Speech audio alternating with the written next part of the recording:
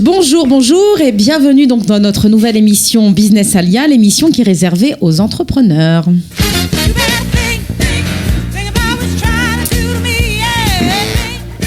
Alors bonjour Esther. Bonjour Sabine. Comment ça va cette semaine? On crachait, tout va bien. Le soleil, tout va bien. Ok, rebonjour Edith. Vous étiez avec nous la semaine dernière et puis fort de votre expérience, on va profiter de vos connaissances pour pouvoir nous éclairer sur un sujet aujourd'hui qui touche encore l'importation, mais on va préciser par rapport à la dernière fois, on va préciser le sujet. Cette semaine, nous allons parler, alors c'est encore une fois une question qui revient très régulièrement dans nos bureaux concernant les entrepreneurs, qui est réservé donc aux produits cosmétiques et alimentaires. Donc sur l'importation de ce genre de produits, ce sont des produits qui sont très réglementés. Il y a plusieurs conformités, plusieurs accords à obtenir avant. Et donc on va faire le point aujourd'hui donc avec Esther et Edith concernant l'importation de ces produits. Alors, cas pratique, je suis un entrepreneur français en l'occurrence. J'ai par exemple une boutique je suis par exemple esthéticienne en France. Je veux faire mon alia et j'ai acheté tout un stock de produits cosmétiques dont je me sers dans le cadre de mon activité professionnelle. Alors ça peut être des crèmes, ça peut être du maquillage, ça peut être, et là c'est un peu plus problématique, des produits qui rentrent dans la peau, par exemple tout ce qui est maquillage, comment on appelle ça, permanent.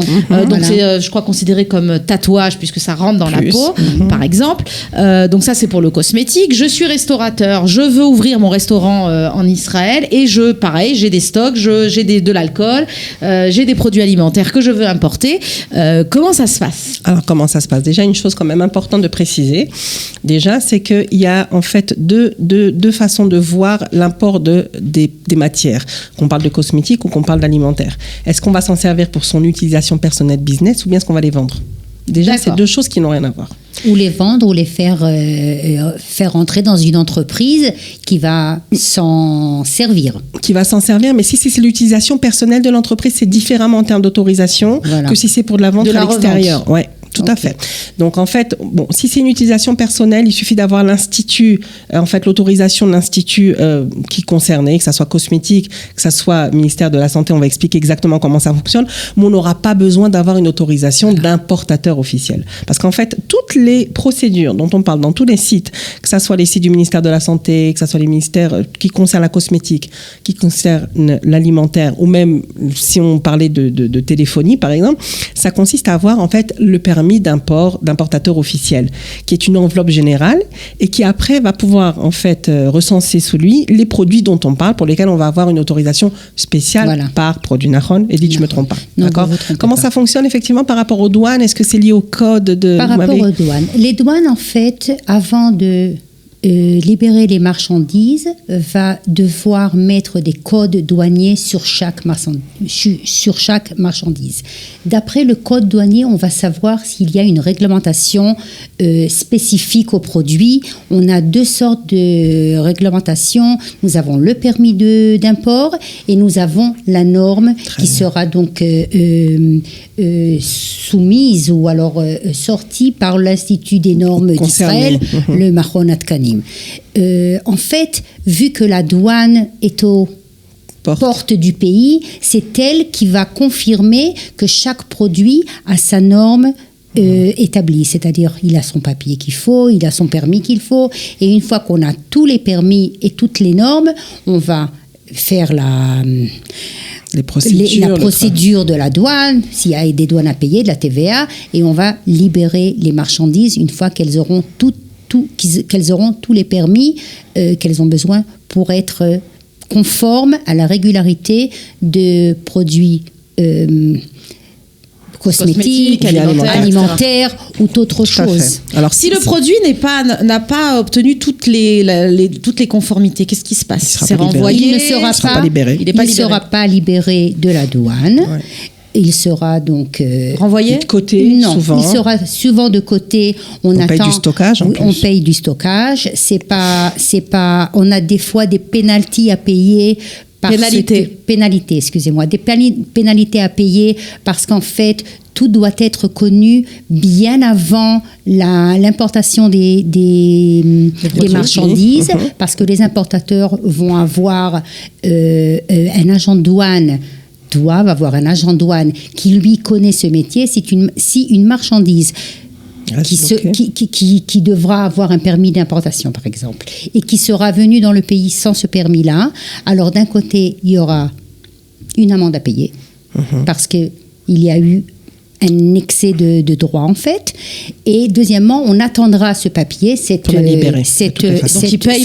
paye le stockage. Et il va payer aussi le stockage très cher. du temps que ça va mettre à libérer. Toujours les mêmes conseils, bien préparer son dossier bien avant l'importation. Alors, concernant le dossier, justement, quelles sont les conditions? Donc, quel papier on doit libérer? On va essayer comme ça, on parle un petit peu des deux. Concernant d'abord les produits alimentaires. En rentrant dans le détail, il faut savoir de quel type de produits alimentaires il s'agit. Est-ce que c'est des produits sensibles ou pas sensibles? Est-ce que c'est des produits d'épicerie, des conserves, des choses comme ça, ou des produits qui ont besoin, par exemple, d'un stockage à froid, d'entretien frais? Voilà. Donc déjà, une première séparation, et le permis d'importation, il diffère en fonction du type de produit, déjà, de cette grande catégorie, de 1. De 2, dans le site du ministère de la Santé, concernant on va dire, le titre import de produits alimentaires, il y aura le détail exact de tout ce qu'il faut. Entre autres, il faudra être une structure existante.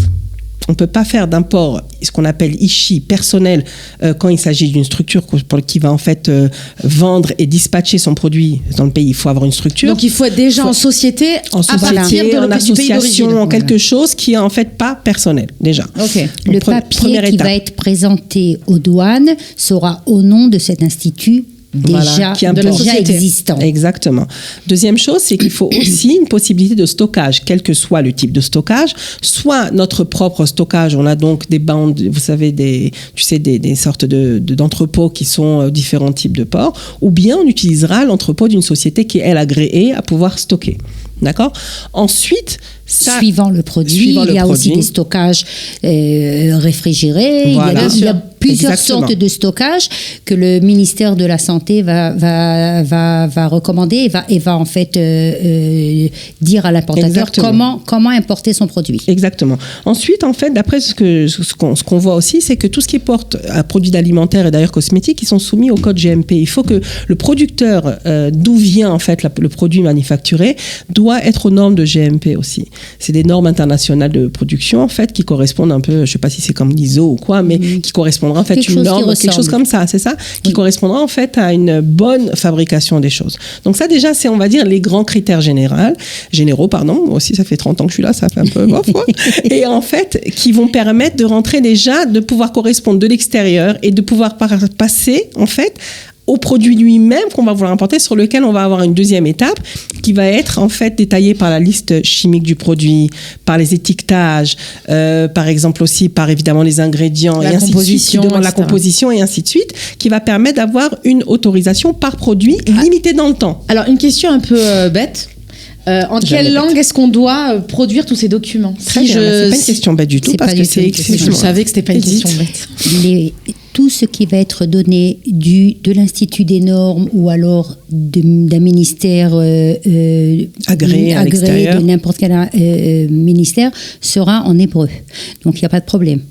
Parce que tous ces permis seront obtenus par les ministères israéliens. Non, mais ceux qui sont fabriqués à l'extérieur, en fait. Les produits que j'importe, des produits cosmétiques que je dois importer, en quelle langue je dois fournir la composition en anglais. du produit? En anglais. Le français ne sera pas compris par la plupart des Israéliens, mais en anglais sera bon aussi. Et l'étiquetage qui doit être aussi en hébreu. L'étiquetage du produit avec le détail doit être. L'étiquetage, c'est une condition, une fois importé, de faire l'étiquetage en hébreu. Bien sûr, avec le détail compréhensif au public local, bien sûr. Exactement. Donc ça serait par exemple pour les produits alimentaires. Et aux frais de celui qui importe. Ah évidemment. Ah oui, toujours. Okay. Autre chose, niveau langue, si on a un papier, par exemple, si on importe un produit allemand et que le papier est en allemand, il sera toujours possible de le traduire chez un notaire et de présenter une traduction notarienne qui sera acceptée, même une traduction en anglais. Très bien. Alors, ce qui est important, c'est que quand on obtient son permis d'import et sur le produit, c'est limité dans le temps, ça a un coût, donc il faut aussi vérifier ça puisque ça va rentrer dans la tarification du produit en termes de coût, et aussi doit être renouvelable régulièrement. Donc c'est quand même quelque chose, quand les Olim Hadashim ils s'attaquent à l'import, il faut qu'ils se rendent compte qu'ils doivent avoir ce qu'on appelle les épaules larges, parce que c'est pas quelque chose de standard. Non. C'est compliqué, c'est le cœur des institutions israéliennes, dans tous leurs méandres et dans toute leur bureaucratie malgré tout. Oui. C'est vrai, il y a la bureaucratie qui est comme partout, voilà. Et qui prend du temps et de l'argent. Voilà, donc bien s'interroger de savoir si ça vaut le coup financièrement et au niveau de la patience qu'on peut avoir et du temps qu'on a à libérer pour ces produits. Est-ce que ça vaut le coup d'importer ou de carrément acheter en Israël? Exactement. Enfin, sauf si le produit n'existe pas. Si le produit n'existe pas, est-ce qu'il va avoir un marché après tous les coûts qu'on va avoir? Est-ce qu'on pourra le vendre à un prix qui est raisonnable? Moi, j'ai beaucoup de gens qui sont venus me voir avec des produits qui n'existaient pas en Israël, de l'ordre du cosmétique ou para-cosmétique. Oui, et on a fait des études de coûts qui les rendaient en fait quelque part un peu obsolètes sur le marché. Qui servait à rien de commencer toutes ces procédures parce que vendu avec le prix coût, voilà, on gagnait rien. D'accord. Il fallait une telle masse que c'était pas envisageable. Donc ça, c'est le côté alimentaire. Maintenant, le côté cosmétique, il y a en fait une démarche supplémentaire. Il y a deux types de permis d'import. Il y a le permis d'import général, ce qu'on appelle le klali, qui va être une enveloppe générale. Et là-dedans, après, il y aura l'import de tamroukim, ce qu'on appelle de yevouan, les tamroukim, qui lui va permettre non seulement d'importer et aussi de distribuer ces produits. C'est un peu différent. Et là, ça va être par produit. Okay. Donc en fait, il y a apparemment la bonne marche de la société, on va dire, ou de l'importateur général. Et après, c'est décliné en fonction du produit. Et donc, c'est un ministère de la Santé. Tout est détaillé dessus sur le site du ministère de la Santé. C'est pas en français, peut-être vous devriez penser. En anglais. Est-ce qu'il existe il y a en anglais, tout à fait. C'est en anglais. Et il y a les Maintenant, je rappelle quand même ici que pour les personnes qui sont intéressées, bien sûr, faire appel au service de Kalita et on s'occupe de traduire, de faire le relais. Voilà, exactement, de faire le relais. Expliquer exactement ce qu'il faut. Bon. Maintenant, c'est intéressant aussi à savoir, évidemment, quand on parle de produits cosmétiques, il y a quand même des questions qui reviennent. Et là-bas, dans ce site-là, sont éditées ces questions qui sont intéressantes. Par exemple, si un produit qui est déjà importé en Israël, qui existe sur le marché israélien, est-ce que je dois refaire toutes mes procédures d'import? Eh bien oui. Parce que c'est ça, expliquez-nous pourquoi une personne... Parce qu'en fait, le permis d'importateur est donné à un importateur spécifique.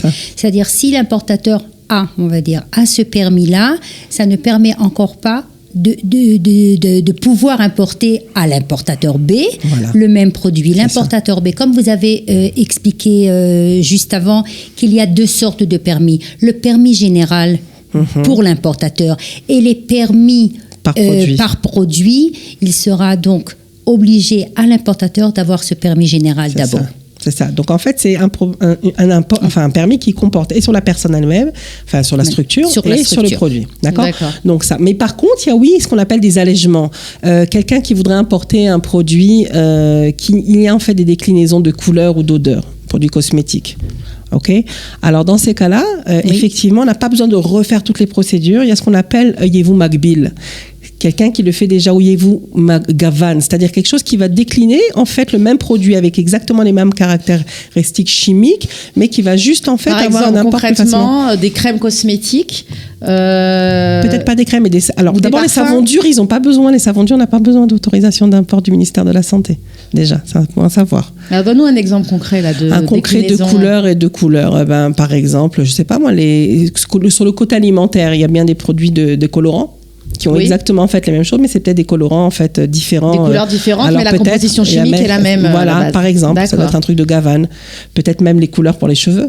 Oui. Ok. Voilà, ça doit être aussi le même style de principe, la base doit être la même. Peut-être le maquillage aussi, mais de toute façon, ce qui est important pour la personne qui voudrait en fait s'occuper de ça et le faire, c'est de voir dans ce site-là quelles sont les références, quelles sont les questions déjà existantes. C'est des sites qui sont un peu compliqués d'accès, mais ils sont très bien faits et très complet en termes d'information. D'accord. Normalement, l'agent des douanes est largement capable de pouvoir traduire et expliquer. C'est son travail. Ça s'appelle Amil Meches en hébreu. Amil Meches en hébreu. Son travail, c'est d'être à la place de l'importateur et de présenter tous les documents qu'il faut pour pouvoir délivrer cette marchandise au plus vite de la douane. Donc, c'est son métier. Il doit savoir. Voilà. Et vous aussi, vous êtes là. Et nous aussi, on est là, évidemment. On est là à la rescousse. Alors, Stam, comme petite information intéressante pour les compléments alimentaires qui rentrent aussi, parce qu'il y en a plein. Oui, alors ça, on a pas mal de demandes. Les compléments alimentaires sont plus chers en Israël qu'en Europe, qu'en France particulièrement, et je dirais même beaucoup plus cher. Donc on a moi j'ai des entrepreneurs qui viennent me voir et qui veulent importer donc des produits alimentaires. Alors est-ce que ça vaut le coup?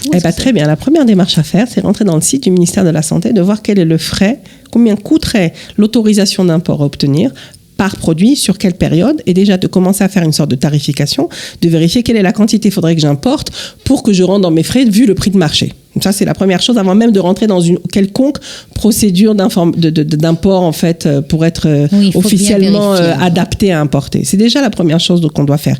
Peut-être qu'il y a je sais pas si vous savez s'il y a des masses, des impôts spéciaux sur les Tosefet Zuna. Moi, j'ai pas entendu ça.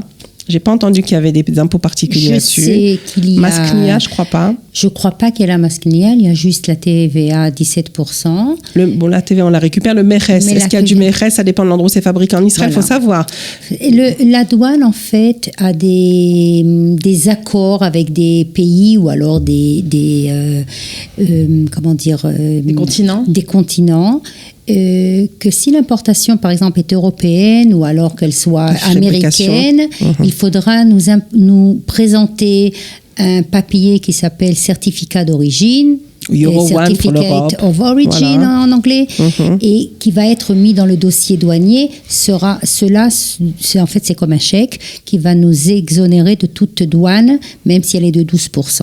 C'est ça. Voilà. Donc en fait, il faut vérifier avec son Amil Meres, son agent douanier avant, de savoir si c'est intéressant ou pas. Peut-être que sur certains produits... Ça, c'est bon pour toutes les marchandises. Tout à fait. Pour toutes les marchandises, que pas les suppléments. Tout à fait. Mais des fois, il y a des spécificités. Moi, j'avais le souvenir qu'ils avaient changé jusqu'à maintenant l'import d'habits de Chine, c'était 12%. Après, ils ont rentré une catégorie d'abord de Sougalef et des habits d'enfants d'un tel âge à tel âge. Je crois qu'ils l'avaient exempté. Après, ils l'ont changé à 6. C'est quelque chose qui est très dynamique. Non, de toute façon, il faut consulter très régulièrement le site parce que les lois, etc. changent. Les taux de douane changent, les lois changent. Et puis, il y a des nouveaux produits. Et c'est pour ça que l'agent de douane, qui est en fait la seule personne qui a contact avec la douane tous les jours. Donc c'est lui qui va guider l'importeur, exactement. Voilà. Ok. Donc en fait les exigences quelque part sur la fabrication à l'extérieur de GMP, que c'est sous contrôle, la liste chimique, toutes ces choses-là qui touchent en fait à l'alimentation, à la santé et ainsi de suite, ça revient à peu près à la même chose. Simplement, faut être exhaustif en termes de procédure. Ouais. Faut bien coller en fait à ce qu'on demande, mais l'étape première, c'est de vérifier que c'est rentable. C'est ça. Oui. Voilà. C'est ça. Et donc, c'est rentable. Exactement. Faire et donc, il faut savoir qu'il y a les douanes, ce qu'on appelle le Meres, il y a le Masknia, qui est encore un autre taxe de revente. Ou de max d'achat. Ou d'achat. Je crois que c'est la taxe d'achat. D'achat. Masknia. Tu parlais aussi de la revente, c'était c'est autre chose réglementation à part. Voilà. Donc, il faut vérifier en fait comment ça fonctionne, les frais d'autorisation d'obtention de permis, qui sont valables sur une période. Donc, il faut voir quelle est la quantité minimale à vendre pour que ça soit rentable. Une fois qu'on a l'ensemble des informations, stockage, etc. Voilà, tout ça, c'est très cher. C'est très cher. Les transports, il faut vérifier en fait les assurances, toutes les démarches sur tous les niveaux. Exactement. Parce qu'il n'y a pas que les douanes à payer et la TVA. Il y a le transport, l'assurance. Il y a le transport, l'assurance. Il y a beaucoup de choses à voir. Tous ces licences d'import qu'il faudra obtenir, c'est beaucoup d'argent, c'est beaucoup de temps et de démarches. Il faut voir vraiment la première question si c'est rentable. Si ça vaut le coup. C'est ça. Ok, voilà. Et donc comme vous le disiez, on vous y aide évidemment. N'hésitez pas à nous contacter justement pour connaître tous vos droits et puis qu'on puisse établir ensemble le dossier donc, à délivrer. Mais l'agent de douane est largement capable et c'est son travail de vous aider en ce sens. Eh bien écoutez, on vous remercie. Merci beaucoup. Donc on avait fait ces 2 émissions sur les douanes. C'est un sujet qui revient souvent. On espère qu'on a pu répondre à vos questions. Et on vous donne rendez-vous la semaine prochaine. Au revoir. Salut.